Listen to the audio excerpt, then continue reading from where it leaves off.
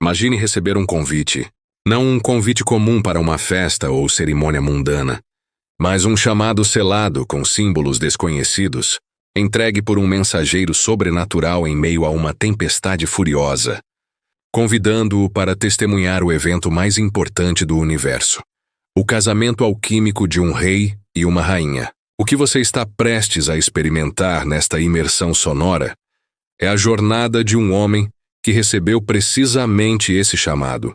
Christian Rosenkreuz, o misterioso pai da tradição Rosa Cruz, é o nosso guia nesta aventura que não é apenas uma história, mas um mapa codificado para a sua própria transformação interior. Ao longo desta exploração, você não vai apenas ouvir a narrativa fascinante das núpcias alquímicas, publicada anonimamente em 1616.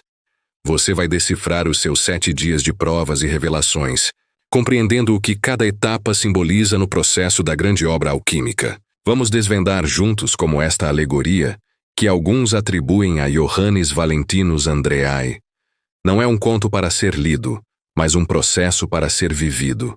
Você descobrirá como as diferentes ordens Rosa-Cruzes interpretam esta jornada e, o mais crucial, como efetuar este processo em você mesmo, transmutando o chumbo grosseiro da sua personalidade comum no ouro puro de um ser humano regenerado. Prepare-se para uma revelação atrás da outra, onde conceitos como a morte iniciática, o casamento sagrado dos opostos interiores e a pedra filosofal ganharão um significado profundamente prático e pessoal. O destino final, nada menos que a iniciação na arte de se tornar um cavaleiro da Pedra Dourada. E tudo começa com um convite que pode estar chegando para você, não por um anjo exterior, mas através do anseio mais profundo da sua própria alma. A narrativa começa, de forma significativa, na véspera da Páscoa, um momento de morte e renascimento, de esperança e purificação. Christian Rosenkreuz, nosso protagonista, está em profunda meditação e oração, preparando-se para o seu cordeiro pascal, quando uma terrível tempestade se levanta, ameaçando destruir a sua humilde cabana. É no olho deste caos que uma figura gloriosa e celestial aparece. Uma virgem com vestes azuis cravejadas de estrelas douradas e asas repletas de olhos. Este ser não é apenas um mensageiro. Ela é a própria encarnação da sabedoria divina, a Sofia da tradição esotérica. Ela entrega a CRC um convite para as bodas reais, um pergaminho que contém a monas hieroglífica, o símbolo profundamente complexo do místico elisabetano John Dee, que representa a unificação de todos os elementos cósmicos. Este momento inicial já está carregado de ensinamentos profundos. A tempestade não é um acidente. É o tumulto interior que precede toda grande revelação espiritual. A preparação pascal de CRC simboliza a necessidade de purificação. A mente e o coração devem estar limpos e focados no divino para que o chamado possa ser ouvido. E o chamado em si, aquele convite, é o primeiro e mais importante teste. Você está preparado? Sente-se digno de comparecer a um evento cósmico? A sua vida cotidiana, com suas pequenas meditações e sua busca sincera, foi suficiente para atrair a atenção do rei? Este é o despertar. O momento em que a alma, até então adormecida na rotina da existência material, é sacudida por uma centelha de um reino superior. É a percepção súbita de que existe um propósito maior, uma celebração da qual podemos fazer parte, se estivermos dispostos a enfrentar a tempestade e aceitar o convite. Após aceitar o chamado, Christian Rosenkreuz adormece e tem um sonho visionário que funciona como um espelho das condições da humanidade comum e um prenúncio da sua jornada. Ele se vê no fundo de uma torre escura e profunda, junto com uma multidão de pessoas acorrentadas que lutam umas contra as outras em confusão e desespero. A cobertura da torre se abre, permitindo a entrada de um pequeno raio de luz. Mas longe de trazer consolo, esta luz apenas torna a escuridão e a confusão mais insuportáveis. Então, uma corda é lançada, e todos se digladiam para serem os primeiros a subir. CRC é erguido na 6ª vez que a corda desce, mas significativamente, é obrigado a ajudar a resgatar o último grupo, mesmo estando ferido. Este sonho é uma poderosa alegoria do estado inconsciente do homem não iniciado. A torre é o mundo material, a prisão da consciência que se identificou exclusivamente com os sentidos físicos. As pessoas acorrentadas representam as paixões humanas descontroladas, os desejos conflitantes que nos mantêm presos ao ciclo de sofrimento. O raio de luz é o lampejo ocasional de consciência superior, que para quem não está preparado, só serve para destacar a miséria da sua condição. A corda que desce 7 vezes é o auxílio espiritual que vem dos planos superiores, a oportunidade repetida de libertação. O facto de CRC ser salvo na 6ª descida e depois se sacrificar para salvar os outros, aponta para um princípio central na via Rosa Cruz. A iniciação não é um fim egoísta.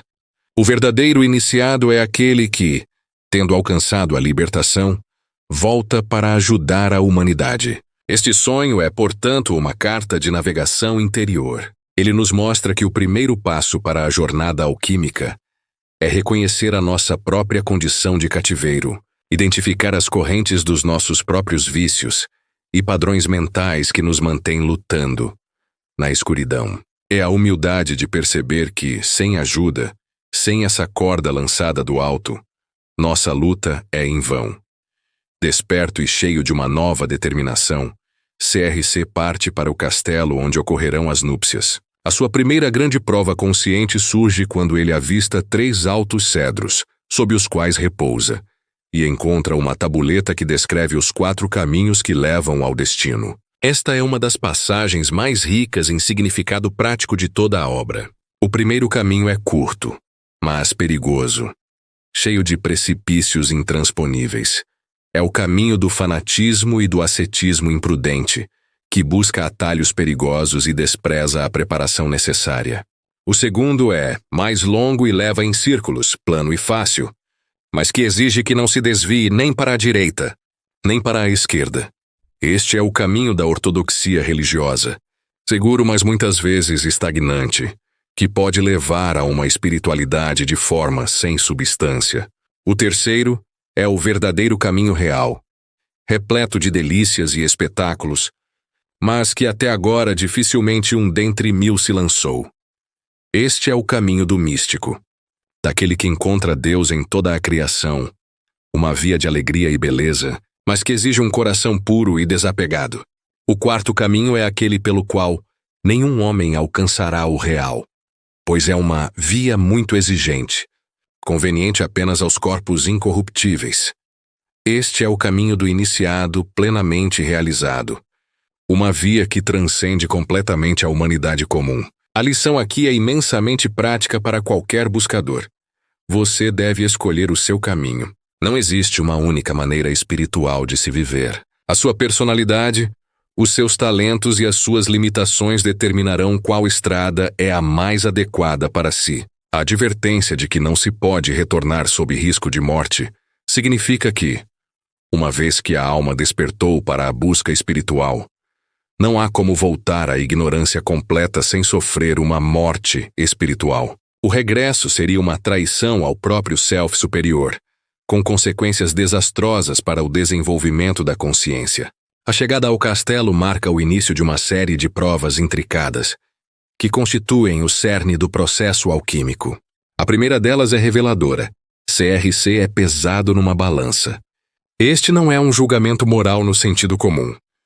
É a avaliação do seu peso específico vibratório. A balança mede o equilíbrio entre as suas qualidades internas, entre a matéria e o espírito, entre a ação e a contemplação, entre a força, Jekin, e a estabilidade, Boaz. Só aqueles que possuem o peso correto, o equilíbrio preciso, podem prosseguir. Isto traduz-se numa prática interior diária. O aspirante deve constantemente pesar-se, examinar as suas intenções, buscar o equilíbrio em todos os aspectos da sua vida. A vida moderna, com os seus extremos de estresse e tédio, de consumismo e ascetismo não intencional, é um desequilíbrio constante. O trabalho do alquimista interior é encontrar o ponto de equilíbrio, o centro imóvel a partir do qual todas as ações podem fluir com harmonia. Seguem-se banquetes onde a comida e a bebida são simbólicas, representando a absorção de princípios espirituais. O banquete não é sobre a ingestão física, mas sobre a nutrição da alma com sabedoria, beleza e verdade. Na sua prática, isto significa ser seletivo com o que você consome. As informações, as emoções, os ambientes que frequenta. Tudo o que entra na sua consciência é um alimento que irá alterar a sua composição espiritual, tornando-o mais pesado ou mais leve, mais puro ou mais denso. A jornada atinge o seu clímax nos dias finais, que envolvem as operações alquímicas mais profundas, a morte e a ressurreição. CRC testemunha e participa na execução ritual dos personagens reais, cujos corpos são depois submetidos a um processo de destilação e purificação em laboratórios alquímicos, descritos de forma ao mesmo tempo humorística e profunda. Esta é a fase da morte iniciática. O rei e a rainha representam os princípios conscientes superiores da alma, a vontade espiritual, o rei, e a imaginação criativa ou sabedoria, a rainha. A sua morte é a dissolução necessária do ego inferior, da personalidade antiga que está fundada na separatividade e no desejo pessoal. É um processo doloroso, pois implica o fim da nossa identidade comum.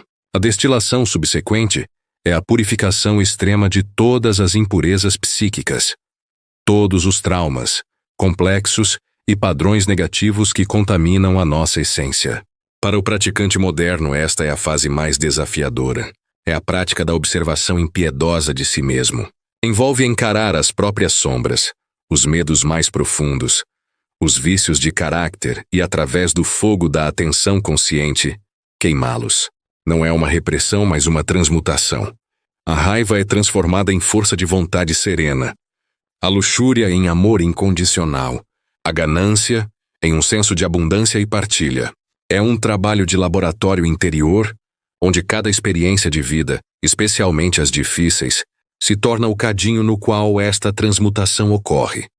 Do sacrifício e da purificação, surge a ressurreição numa forma nova e gloriosa.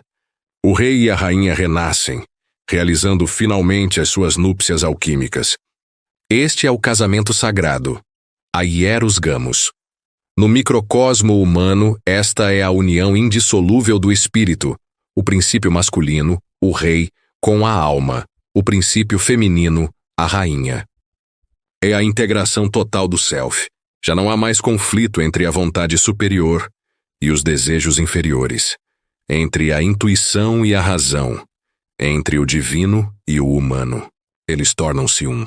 Desta união, nasce a pedra filosofal, simbolizada na narrativa pela criação de um ovo filosófico ou pela própria transformação dos corpos. A pedra não é uma substância física, mas um estado de consciência, um corpo de luz, um veículo incorruptível e imortal, que os Rosacruzes denominam de corpo-alma, ou tu soma psyche. É o corpo glorioso de que fala São Paulo, um organismo espiritual capaz de operar conscientemente em todos os planos da existência. A prática que decorre desta fase é a meditação unificadora. O aspirante aprende, através de técnicas de visualização e concentração, a fundir a sua consciência individual com a consciência universal. Ele sente, não como um ato de fé, mas como uma experiência real, que o seu eu mais profundo é um com Deus, que a centelha no seu interior é parte do fogo central do cosmos. Esta não é uma negação da individualidade, mas a sua realização plena, assim como uma gota de água do oceano.